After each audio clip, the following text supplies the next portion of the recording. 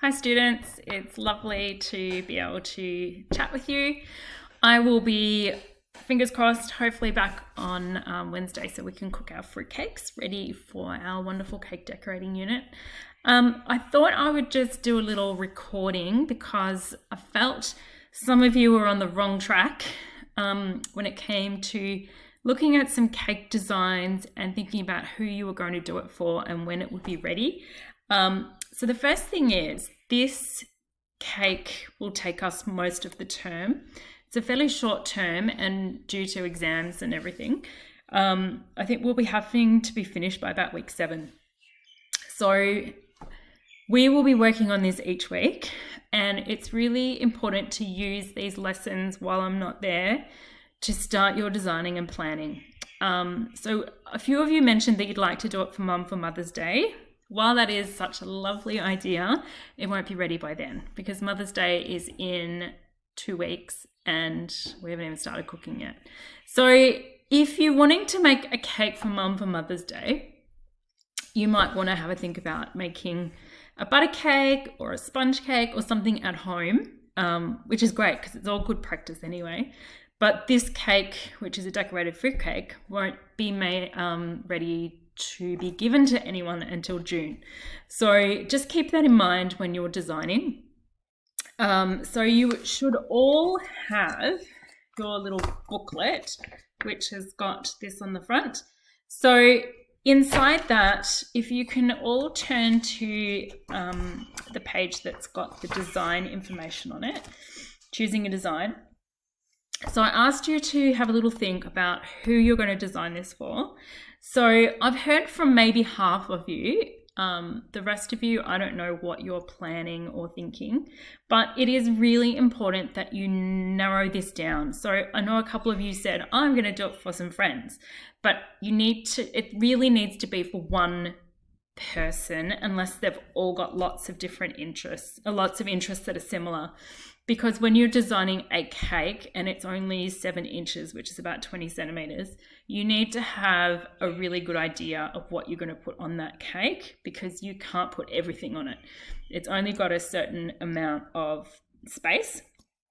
So things to think about are who it's for, what their age is. So obviously, if you're going to be doing a wedding anniversary cake for your grandparents, it's going to look very different for doing it for a teenager or a 10th birthday.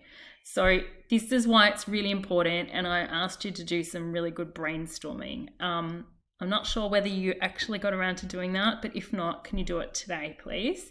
So write down what the interests are, and I mean everything that you can think of that you know about them, but especially the things that they're mainly interested in.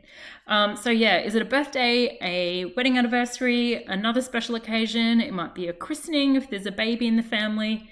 It could be, you could do it for Father's Day because that's not till September. This cake will keep for like a year or 2.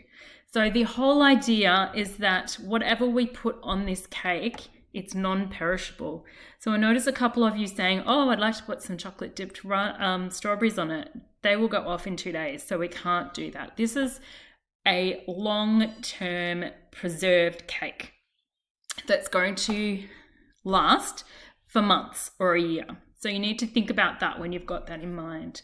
So think about the colors, what your theme is going to be, and to start generating ideas. So I've just put this little PowerPoint together. If I can get it to move to the next slide. Doesn't want to move. So I might just hop out of that for a minute. Okay, so your design is going to be really important. And depending on what your person that you're doing it for is interested in, it's going to look very different from the next person who's sitting next to you today. So thinking about colors, like often it's good to have at least 3 colors. So you'll think about the color of your cake. So the icing, we can color it to whatever color you want. So you'll need to start thinking about that. Obviously, white is a very traditional thing, but we can add different color in it if you want to have the actual icing a different color.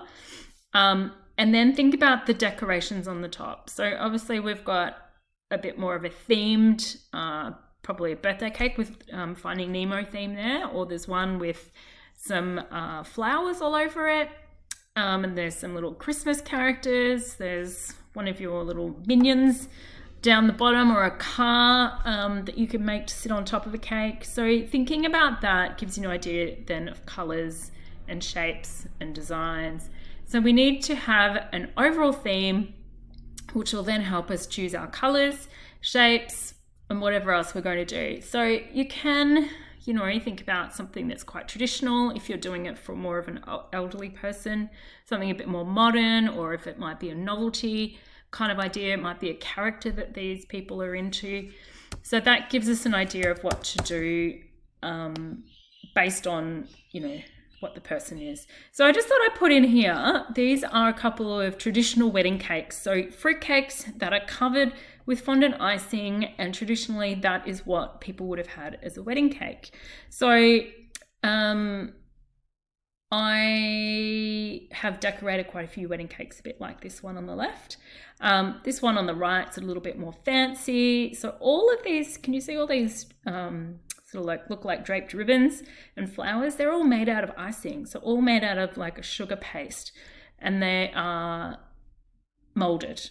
And I can show you how to do some of that. And some of these little crisscrosses, that's all different types of piping. And we will do a little bit of piping on our cakes because they're really good skills to use. Often people use a ribbon around the base of their cake, and then we can do some piping. This one's got some beads around it. So they're just ideas to give you.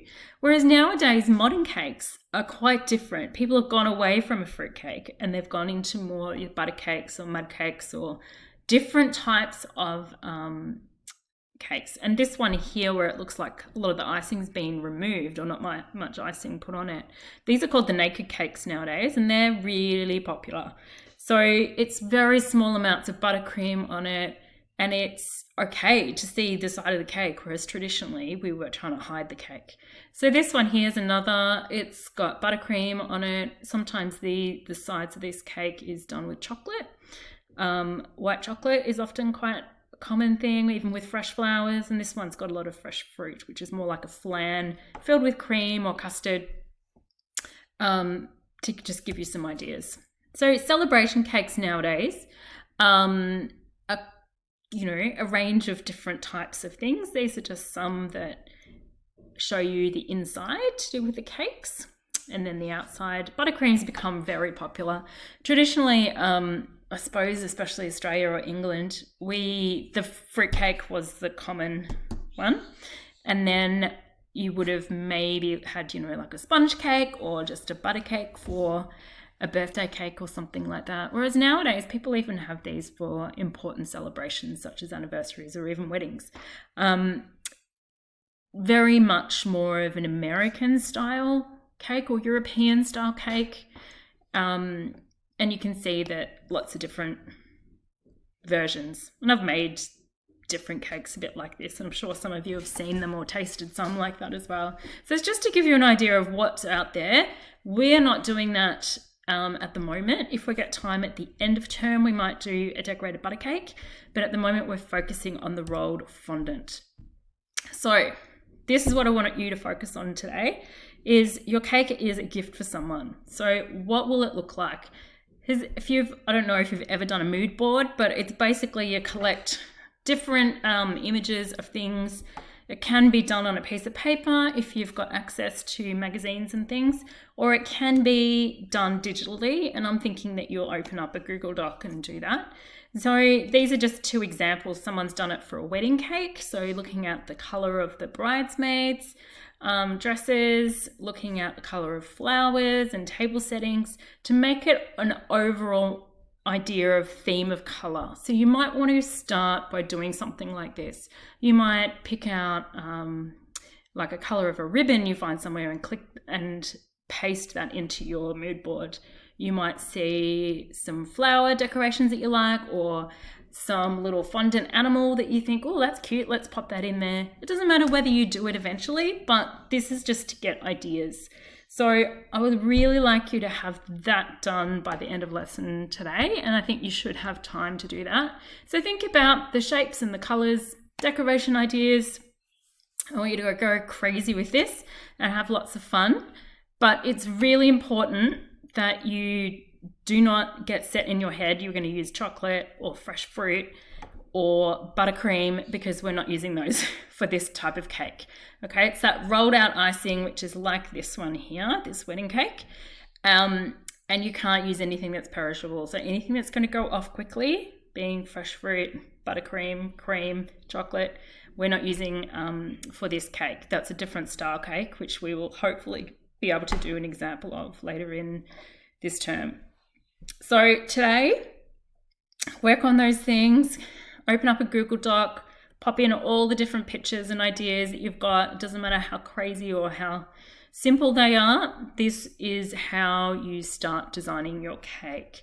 So if you go through that choosing design, I've got some inspiration ideas for you in your booklet. So giving you ideas of different themes you could think about. And then there's some little pictures of fondant animals. And then in your booklet, there is some sheets that says cake design 1, cake design 2. I'd like you to have 2 different cake designs. Please use some scrap paper to do some rough sketches and ideas first before you do your good copy. I don't really want you to do your good copy of your cake design yet until I see you and chat with you. As I said before, I'm aiming to be back Wednesday and we'll cook our cakes. So then next week we'll start chatting about some bit more serious designs, and next week we'll hopefully put on our first layer of icing, which is an almond icing on our cake. So we do 2 layers of icing and then we will start our decorating. But in the meantime, we can start thinking about what we're going to make to put on the cake and what we're going to decorate it with. So hopefully that clarifies things a little bit better for you. You need to be really sure what shape cake you're doing, round, square, or oval. And when you come in on Wednesday, and I'm going to need you to come in 10 or 15 minutes early, you know exactly what you're going to do. And please watch that flipped learning on how to line a tin and how to make this cake, because we need to get it in the oven as soon as possible because they take about an hour and a half to cook. Okay, look forward to seeing you. Bye.